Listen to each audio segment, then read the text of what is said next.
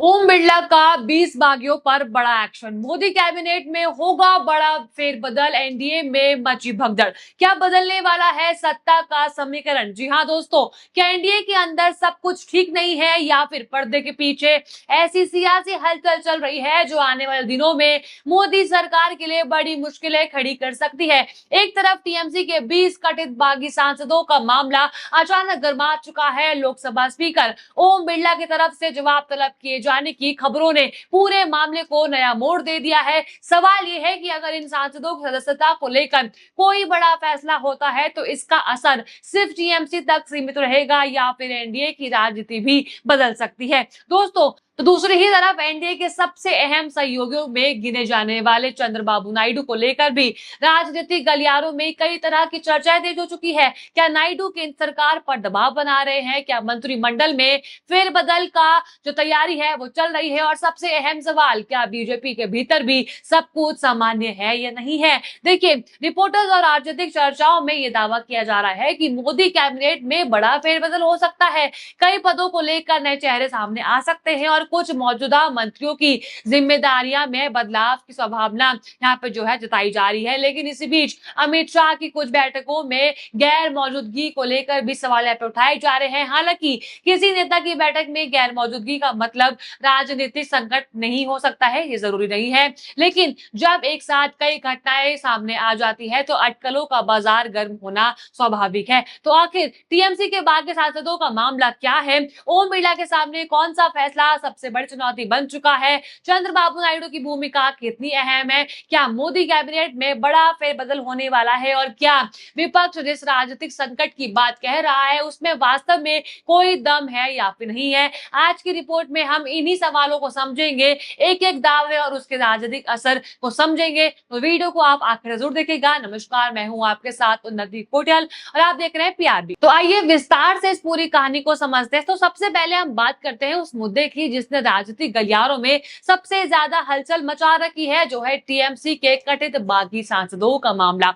सबसे पहले आप ये हेडलाइन देख लीजिए। पहली हेडलाइन है, टीएमसी के 20 बागी सांसदों की बड़ी मुश्किलें, लोकसभा सचिवालय ने भेजा नोटिस, 7 दिन में देना होगा जवाब। वहीं दूसरी हेडलाइन है, टीएमसी के 20 बागी सांसदों को सुप्रीम कोर्ट का नोटिस, अयोग्यता मामले में देरी कर पर मांगा जवाब। तो देखिए दोस्तों, पश्चिम बंगाल की राजनीति में पिछले कुछ समय से दल बदल, पार्टी के भीतर असंतोष और सांसदों की राजनीतिक स्थिति को लेकर लगातार चर्चा होती रही है। अब दावा किया जा रहा है कि टीएमसी के करीब 20 बागी सांसदों के मामले में लोकसभा स्तर पर कार्रवाई की प्रक्रिया चर्चा में है और उसने जवाब भी यहाँ पे मांगा गया है। और ये तो मैंने आपको अभी ऊपर वाली हेडलाइन से बता ही दिया है कि ओम बिरला ने जवाब तलब कर लिया है और जवाब भी मांगा है 7 दिनों के भीतर, वो भी। अब देखिए, अगर ऐसा मामला औपचारिक रूप से आगे बढ़ता है तो यहाँ सबसे महत्वपूर्ण भूमिका लोकसभा स्पीकर ओम बिरला की यहाँ पर होगी। देखिए, क्योंकि मैं ऐसा क्यों कह रही हूँ, क्योंकि देखिए, भारतीय राजनीति में दल बदल से जुड़े मामलों में स्पीकर का फैसला बेहद अहम यहाँ पे माना जाता है।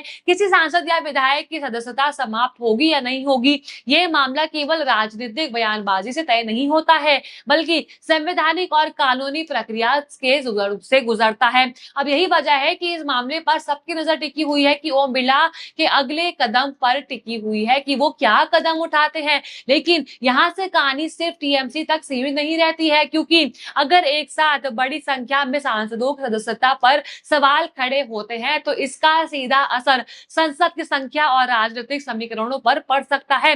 और यही वो वजह है जहां एनडीए की राजनीति में भी चर्चा आ जाती है। देखिए, विपक्ष लगातार आरोप लगाता रहा है कि बीजेपी राजनीतिक रूप से अपने विरोधियों को कमजोर करने के लिए अलग अलग रणनीतियां अपनाती रही है और इसी संदर्भ में ऑपरेशन लोटस शब्द का इस्तेमाल भी राजनीतिक बहस लंबे समय से होती रही है। और हालांकि बीजेपी इन आरोपों को खारिज करती रही है और कहती रही है कि दूसरी पार्टियों के नेता अपनी इच्छा से बीजेपी या एनडीए का समर्थन करते हैं। लेकिन सवाल यह है कि अगर किसी राजनीतिक रणनीति के तहत दूसरे दल के नेताओं को अपने साथ जोड़ने की कोशिश अगर की जाती है तो बाद में उन्हें नेताओं की सदस्यता कानूनी विवाद में फंस जाती है। तो इसका राजनीतिक फायदा किसे होगा और नुकसान किसे होगा? यही वजह है कि टीएमसी के कथित बागी सांसदों का मामला सिर्फ एक पार्टी का आंतरिक विवाद नहीं कहा जा रहा है, बल्कि इसे राष्ट्रीय राजनीति के बड़े समीकरण से जोड़कर देखा जा रहा है। अब हम बात करते हैं एनडीए के भीतर सबसे महत्वपूर्ण सहयोगी में से एक की, जो है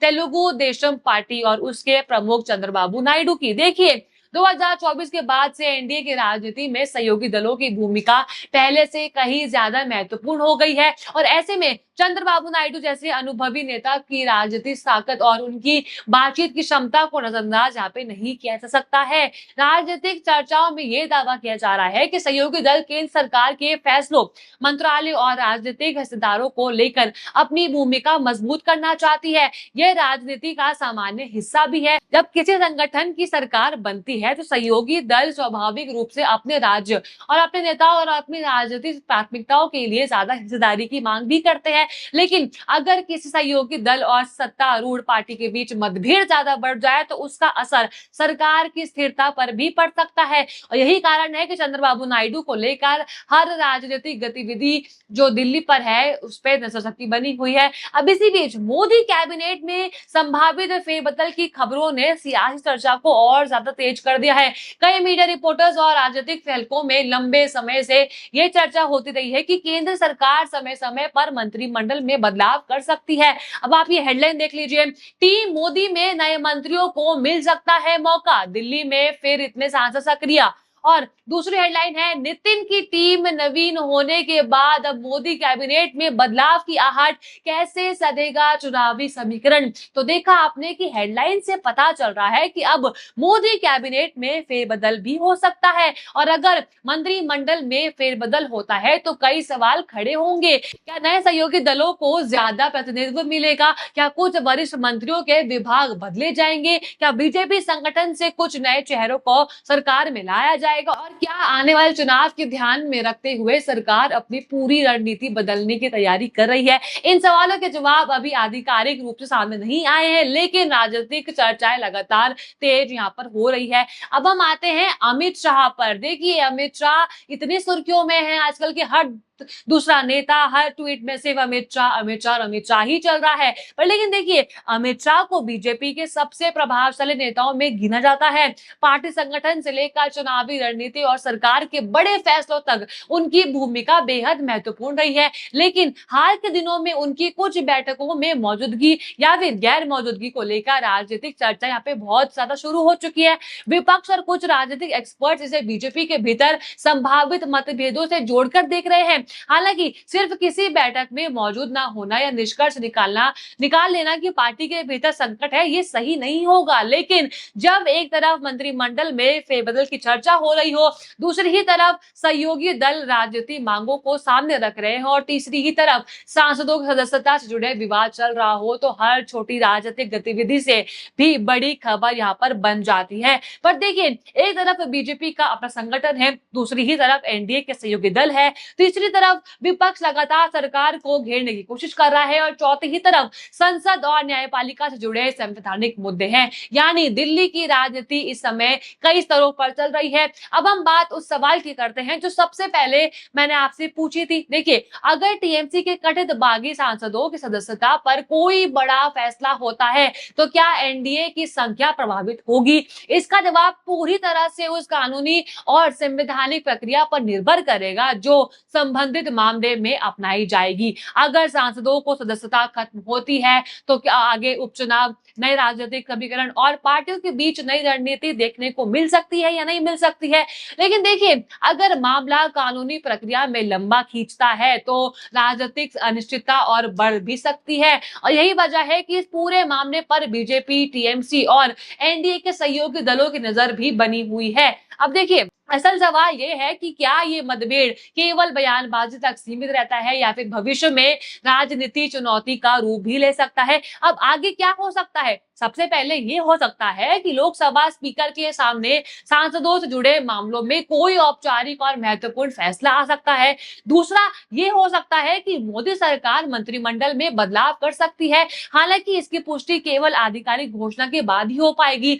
और तीसरा, ये भी हो सकता है कि एनडीए के सहयोगी दल अपनी राजनीतिक हिस्सेदारी और प्रभाव बढ़ाने की कोशिश जारी रखे। और चौथा, सबसे महत्वपूर्ण, ये भी हो सकता है कि विपक्ष इन सभी मुद्दों को सरकार के खिलाफ एक बड़े राजनीतिक नैरेटिव में बदलने की कोशिश करेगा। तो क्या अमित शाह को रणनीति वास्तव में बीजेपी के लिए मुश्किलें बना रही है? क्या चंद्रबाबू नायडू एनडीए के भीतर अपनी राजनीतिक ताकत का इस्तेमाल करके केंद्र सरकार पर दबाव बढ़ाएंगे? क्या ओम बिरला के सामने सांसदों से जुड़े मामले में कोई ऐसा फैसला आएगा जो राष्ट्रीय राजनीति को प्रभावित करेगा? और सबसे बड़ा सवाल, सबसे महत्वपूर्ण सवाल, सबसे अहम सवाल, क्या मोदी सरकार आने वाले दिनों में किसी बड़े राजनीतिक बदलाव की तैयारी कर रही है?